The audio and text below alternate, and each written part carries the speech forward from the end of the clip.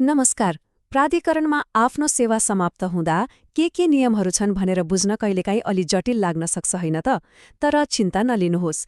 आज हामी अवकाश, निवृत्तिवरण अर्थात् पेन्सन र उपदानबारे सबै नियमहरूलाई एकदमै सरल तरिकाले बुझ्ने प्रयास गर्नेछौँ, ताकि आफ्नो भविष्यको योजना बनाउन सजिलो होस्।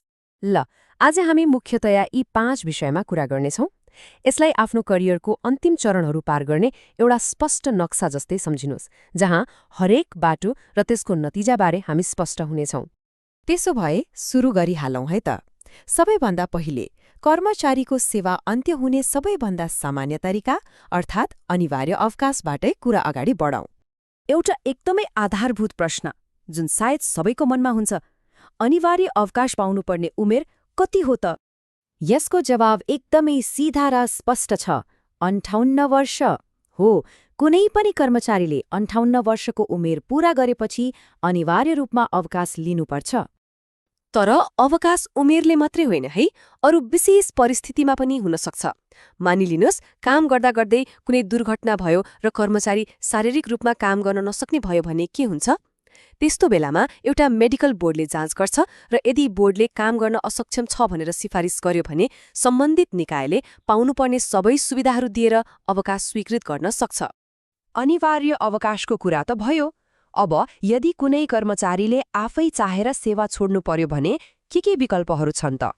आउनुहोस् दोस्रो खण्डमा हेरौँ। कसैले राजीनामा दिन चाह्यो भने त्यसको पनि एउटा प्रक्रिया छ। पहिलो त आफ्नो अफिस प्रमुख मार्फत लिखित रूपमा राजीनामा दिनु पर्यो, अनि विदेशको पीआरको लागि आवेदन दिएको छैन भनेर एउटा स्वघोषणा पनि गर्नुपर्छ।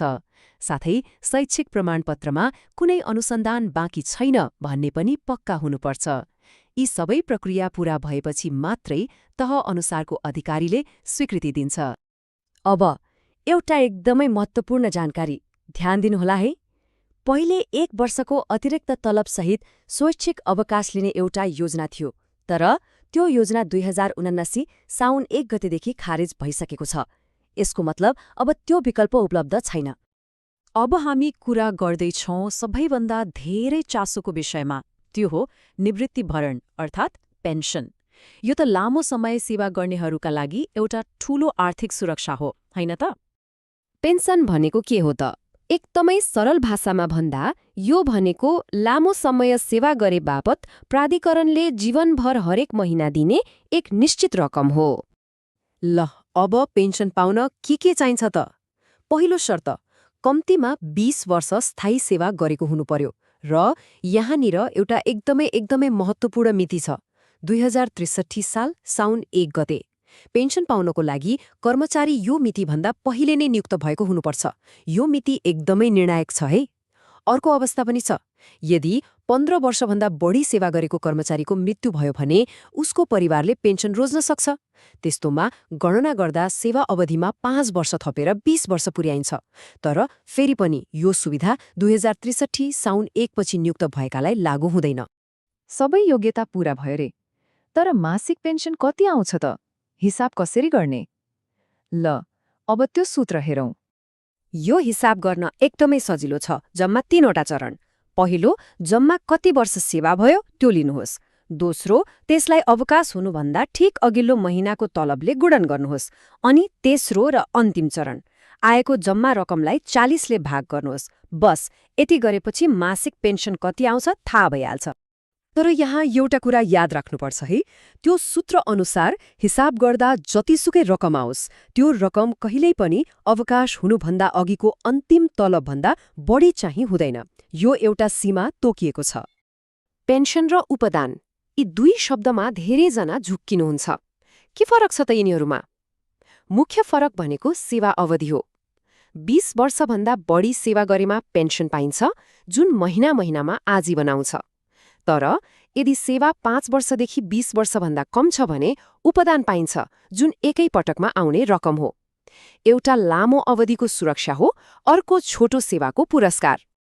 ल, अब उपदानको बारेमा अलि विस्तारमा कुरा गरौँ। पेन्सन पाउन 20 वर्ष सेवा नपुगेका कर्मचारीहरूका लागि यो एउटा महत्त्वपूर्ण आर्थिक लाभ हो। उपदानका लागि योग्यताको नियम एकदमै सिधा छ। कम्तीमा 5 वर्ष स्थायी सेवा गरेको हुनु पर्यो, तर 20 वर्ष चाहिँ पुगेको हुनु भएन। अब उपदानको रकम कसरी हिसाब हुन्छ त? यो सेवा अवधिमा भर पर्छ। जति धेरै वर्ष काम गर्यो, प्रतिवर्ष पाउने रकम पनि उति नै बढ्दै जान्छ। जस्तै 5 देखि 10 वर्ष सेवा गर्नेले हरेक वर्षको 1 महिनाको तलब पाउनुहुन्छ भने 15 वर्ष कटेपछि हरेक वर्षको 2 महिनाको तलब बराबर उपदान पाइन्छ। मतलब सेवा जति लामो, पुरस्कार उति ठूलो। यहाँ पनि फेरि त्यही महत्त्वपूर्ण मिति आउँछ। याद गर्नुस् है, 2063 साउन 1 गते। यो मिति वा त्यसपछि नियुक्त भएका कर्मचारीहरूका लागि यो उपदानको व्यवस्था लागू हुँदैन। यो एकदमै महत्त्वपूर्ण जानकारी हो। ल, अब हामी अन्तिम खण्डमा आइपुगेका छौं। पेन्सन र उपदानको कुरा त भयो, तर यसलाई दावी गर्ने प्रक्रिया चाहिँ कस्तो छ त? यो एकदमै व्यावहारिक जानकारी हो, त्यसैले ध्यान दिएर सुनौ। यो प्रक्रियाको एउटा टाइमलाइन छ। अनिवार्य अवकाशको मिति आउनुभन्दा 6 महिना अगाडि नै प्राधिकरणले जानकारी गराउँछ।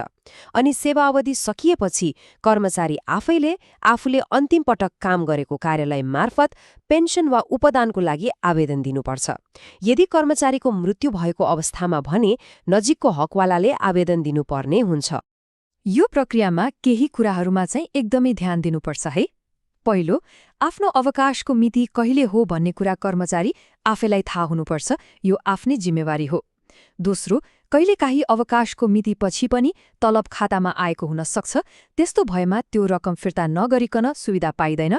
र तेस्रो, यदि शैक्षिक प्रमाणपत्र नक्कली भएको जस्ता कुनै मुद्दा अदालतमा चलिरहेको छ भने भुक्तानी रोकिन सक्छ। अब एउटा खुशीको खबर। पेन्सनको रकम मात्रै होइन, अरू अतिरिक्त भत्ताहरू पनि छन्। उमेर बढ्दै जाँदा सहयोग पनि बढ्छ। जस्तै 75 वर्ष पूरा भएपछि मासिक पेन्सनमा 10% थप हुन्छ अनि 85 वर्षमा 20%। त्यति मात्र होइन, हरेक वर्ष चाडपर्व खर्च भनेर 1 महिनाको पेन्सन बराबरको रकम पनि पाइन्छ। ल, हामीले नियम, मिति र प्रक्रियाहरूको बारेमा धेरै कुरा गर्यौं। अब यो सबै जानकारी पाएपछि एउटा प्रश्नबारे सोचौं त। आफ्नो सेवापछिको आर्थिक भविष्य सुरक्षित गर्न आजैबाट चाल्न सकिने सबैभन्दा महत्त्वपूर्ण कदम के हुन सक्छ? यो प्रश्नले हामी सबैलाई आफ्नो भविष्यको लागि अलि गम्भीर भएर सोच्न लगाउँछ।